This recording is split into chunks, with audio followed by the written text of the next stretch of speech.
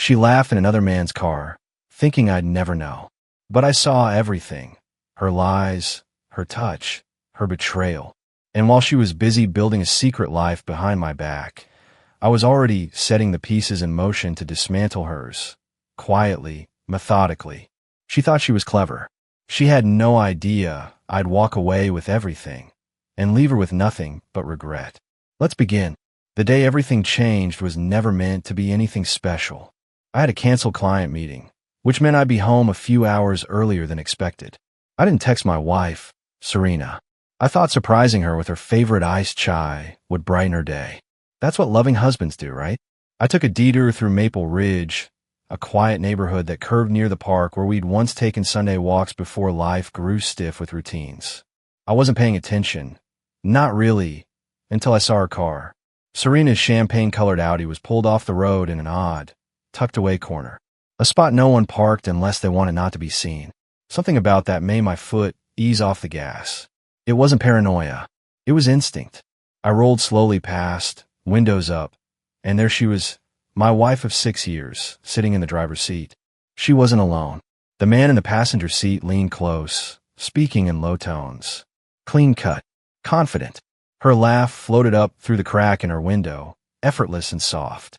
That laugh hadn't lived in our house for months. She didn't see me. Neither did he. And I didn't stop. I didn't confront. I just drove home, heart hammering, brain screaming. I dropped the keys on the hook like every other day. The silence in the house felt wrong, like it was holding its breath. That night, Serena walked in like she'd just conquered a chaotic day. Takeout in hand. Breezy smile. Surprise, she said, lifting the bag. Wanted to beat traffic. She kissed me on the cheek. Casual. Controlled. You didn't text, I said, keeping my voice flat. She shrugged.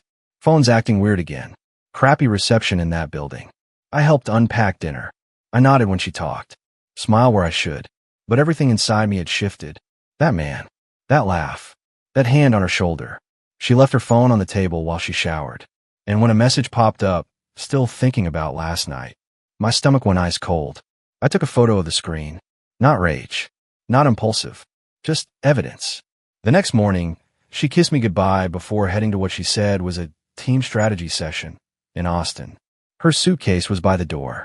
She smelled like that new citrusy perfume I hadn't seen before. As soon as she left, I called someone I hadn't spoken to in 3 years. Cal Becker, a college buddy who now worked in discreet digital surveillance. He owed me a favor. I didn't tell him everything. I didn't need to. He heard my tone and understood. That afternoon, Cal handed me a tracker, something small enough to slide beneath the liner in Serena's trunk. You want facts, Jake, he said. This will give them to you. Then you decide what to do. That night, she was all smiles again. Pasta. Wine. Joking about finally planning our anniversary trip. It was like she was acting out a scene, word for word. At 9:20 p.m., she stepped into the shower again. Same phone on the nightstand. Same stillness in the room. And I sat there staring at it, already knowing I was past the point of no return. The next morning, Serena wheeled her carry-on to the door with the ease of someone living a double life. I'll be back tomorrow night, she said, blowing me a kiss. 30 minutes later, her location on the app veered away from Austin entirely, heading west instead. Not a team meeting. Not a strategy session. Not even close. 3 hours later, her tracker pinged at a boutique hotel near downtown San Marcos. Not a place for business meetings. Not when your blouse is unbuttoned at the collar and your husband's name isn't the one on the room reservation. I drove straight there. I watched from across the street as she walked out with him. Same man. Same hand on her back. Same laugh. But now I was watching. I took photos. I watched them kiss. I watched her pretend like she hadn't shattered everything. And then I stepped out of the car. The sound of my brakes brought everything to a halt. Serena's laughter died mid-sentence as she turned. Her eyes landed on me, and the color drained from her face. The man beside her stiffened, his hand still resting on her lower back like he had any right. Jake, she said, blinking like she might be hallucinating. I walked toward them slowly, controlled, calm. The rage wasn't in my voice. It was in the silence that followed my words. Austin, huh? She opened her mouth, then shut it again. I can expla. No, I snapped. Don't insult me. Don't waste your breath on a lie you already rehearsed. The guy, he looked like the type that got off on control, stepped forward slightly. Look, man, don't. I cut him off sharp and final. You don't get to say a damn thing. He held his hands up. I didn't know she was married. That made Serena flinch. The guilt cracked through her polished exterior for just a second. But I wasn't looking for guilt. I was looking for clarity. You had your fun, I told her, my voice steady. Now go home. You have 1 hour to pack your things. After that, your key won't work. Jake, please. We're done. No, we're not. We can fix this, she pleaded. Fix what? I said bitterly. You weren't bored. You weren't unhappy. You were greedy. You wanted the thrill without the consequences. Her eyes brimmed with tears, but I'd seen enough. I'll call a locksmith tonight, I added. You chose him. Now live with it. And then I turned and walked away. She was gone by the time I returned. So was her closet, her books, her favorite mug from Vermont. Everything had vanished like she'd never existed. Everything except for our 5th anniversary photo. It sat on the console table, mocking me. I turned it over. I didn't cry. I didn't rage. I changed the locks and sat in the quiet that used to suffocate me. And for the first time, it didn't feel empty. It felt clean. At 11:02 p.m., my phone buzzed. Unknown number. Hi, Jake. I'm Morgan. Can we talk? I frowned. Spam? Another vendor? Then the next message came. The man in that hotel with your wife. He's my husband. I stared at the screen, adrenaline pulsing again, but this time not from shock. From connection. From the strange comfort that came from realizing I wasn't alone. We met at a tiny diner off Route 19 the next afternoon. Morgan wore a dark blue coat and little makeup. She looked tired, but her eyes were sharp, like she'd been carrying this weight alone for a long time. I knew something was wrong for months, she said, stirring her coffee slowly. The late nights. The business trips that didn't line up with his calendar. But I didn't want to admit it. I didn't interrupt. I found receipts. Texts. One time, he brought home a second phone and said it was a company-issued device. It never rang. Never buzzed. He'd just stare at it like it held secrets. I nodded. Serena used to hide hers under pillows. Like I wouldn't notice. She reached into her bag and pulled out a folder. Emails. Hotel confirmations. Even screenshots of them messaging. I thumbed through the pages. Everything aligned.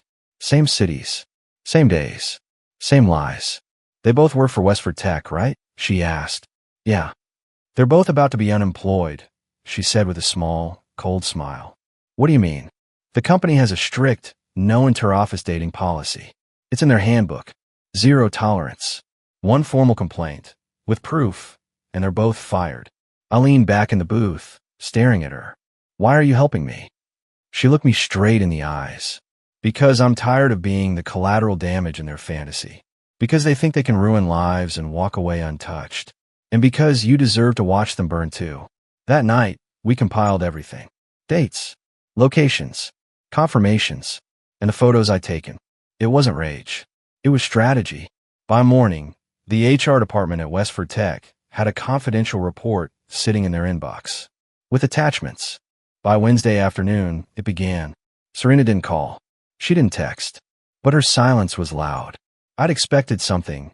Defiance, apologies, even denial. But she knew.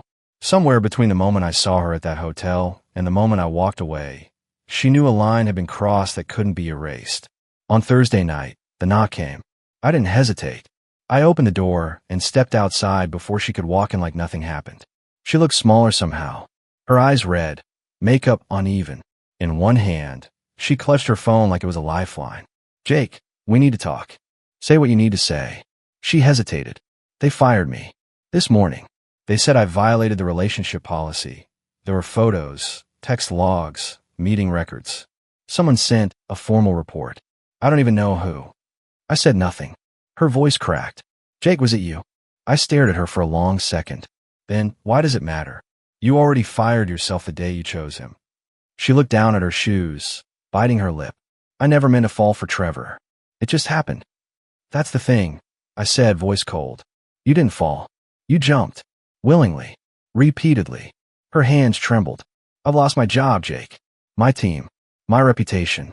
I didn't think. No, you didn't. I cut in. You just thought I'd never find out. She tried one more time. Can we try again? Just talk. Maybe therapy. We used to be good. I stepped closer. We used to be honest. We used to be loyal. You killed all of that. She blinked fast. I made a mistake. No, I said quietly. You made a decision. Now deal with the consequences. I turned and closed the door without another word. Behind me, the house didn't feel cold anymore. It felt like mine again. Morgan called later that night. They fired him too, she said. Both of them. Same morning. Separate HR reps. Trevor tried to claim it was harmless, but they had everything. I could hear the tired satisfaction in her voice. Are you okay? I asked. She gave a dry laugh. Better than yesterday. Over the next few days, we spoke more about the silence in the house, the awkwardness of grocery shopping alone, the nights that felt too long. We weren't rushing anything, just survivors sharing notes on the wreckage. And then, Morgan said something that shifted everything. Jake, don't take this the wrong way, but they think they broke us. They didn't. What if we used this, really used it, not just to recover, but to win? I raised an eyebrow. What do you have in mind? Her tone changed, steeled, calculating. Serena and Trevor weren't just co-workers. They were handling key accounts together, six-figure ones.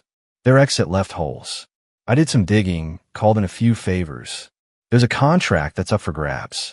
If we bid on it as consultants, independently, we could take the whole thing from under their noses. I smiled. You're serious. She was. We formed a shell company in under 48 hours. Filed the paperwork. Built a proposal deck. Branded it clean, modern, polished. I handled logistics and operations. She pitched the creative strategy. And within 2 weeks, we had a meeting with the same board Serena once used to impress. It felt surreal, watching Morgan present to a room full of suits, poised and persuasive, while I locked eyes with the CFO and delivered what Serena never saw coming. A seamless, honest strategy that made everyone else in the room look like amateurs. We walked out with a contract. 6 months. $140,000. First win. Morgan and I didn't celebrate with champagne or some grand gesture. We sat in my backyard, under a canopy of string lights, sipping coffee. No need for noise. They underestimated us, she said. They always did. The fallout wasn't instant, but it was inevitable. Trevor tried to pivot into freelance consulting. Word got around quick. Westford Tech didn't blackball him, officially, but in circles that mattered, reputations echoed, and as echoed with scandal. He reached out to Morgan first. 2 texts, a call, a long voicemail. She didn't reply. 3 weeks later, Serena sent me an email. No subject, just 2 lines. I've lost everything. Can we please talk? I didn't respond. I didn't have to. My silence said everything. But the universe has its way of arranging full circles. 2 months after their terminations, Morgan and I were invited to speak at a regional tech conference. It was a networking event wrapped in seminars and cocktail hours.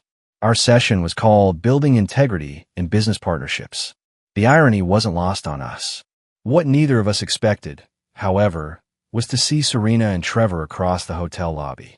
They weren't guests. They were cater staff, wearing black polos and stiff name tags. Trevor saw me first. His face froze. His hands tightened around a tray of finger food. Serena noticed too. A beat later, her shoulders stiffened. She looked away first. Morgan leaned in, her voice low. Do we say something? I shook my head. Let them watch. That evening, we took the stage in front of 200 industry professionals, delivering a clean, confident talk about ethical leadership and accountability in workplace partnerships. The applause at the end wasn't thunderous, but it was honest, respectful, the kind that lingers. Afterward, I saw Serena standing alone in the hallway near the service elevator. Her uniform clung to her awkwardly. Her eyes were glassy, but her voice was steady when I passed. Jake. I stopped. She stepped closer, careful not to meet my eyes. I've been trying to get work. I never thought it would get this bad. I warned you, I said softly. She looked up, voice quivering. I wasn't trying to hurt you. I felt invisible. I needed to feel wanted again. I took a breath. You could have said something. We could have worked through it. But you chose betrayal over honesty. She nodded slowly. I know. I studied her. Not out of spite, but clarity. She wasn't the woman I fell in love with. She wasn't even the woman I divorced. She was someone else now, molded by consequences she didn't think would come. Jake, If there's ever a way we could just... There's not, I interrupted gently. And that's okay. You don't get to break something and still claim it when it's whole again. Her mouth opened, then closed. I turned away and didn't look back. The next few months were slow, but healing. Morgan and I worked side by side, never forcing anything personal. But connection has a way of threading itself through shared pain. One Sunday morning, she dropped off a coffee order at my house. No reason, just a name written in black ink. For Jake, who deserves more. That night, I cooked dinner. 2 glasses. 1 table. No pressure. We talked about everything. Life, loneliness, the unspoken rules that collapse when you find betrayal in your own home. I used to dream about revenge, she said. Now I dream about peace. I raised my glass. Then let's build it. Months passed like chapters in a book. I finally stopped rereading. Serena never reached out again. Trevor moved out of state. According to Morgan, tail tucked firmly between his legs after being blacklisted by half the firms in the Tri-County area. Word spreads fast when people trust you, and faster when they don't. Morgan and I didn't label what we were. There were no declarations or social media posts. Just late-night phone calls, quiet walks, a shared understanding. 2 people who didn't need to fix each other, just walked beside one another as they healed. One evening, I found myself revisiting the street near the park where I'd first seen Serena in that car. I pulled over for the first time, not in anger, not to spy, just to see. The hedges still blocked the view. The asphalt still bore the same cracks.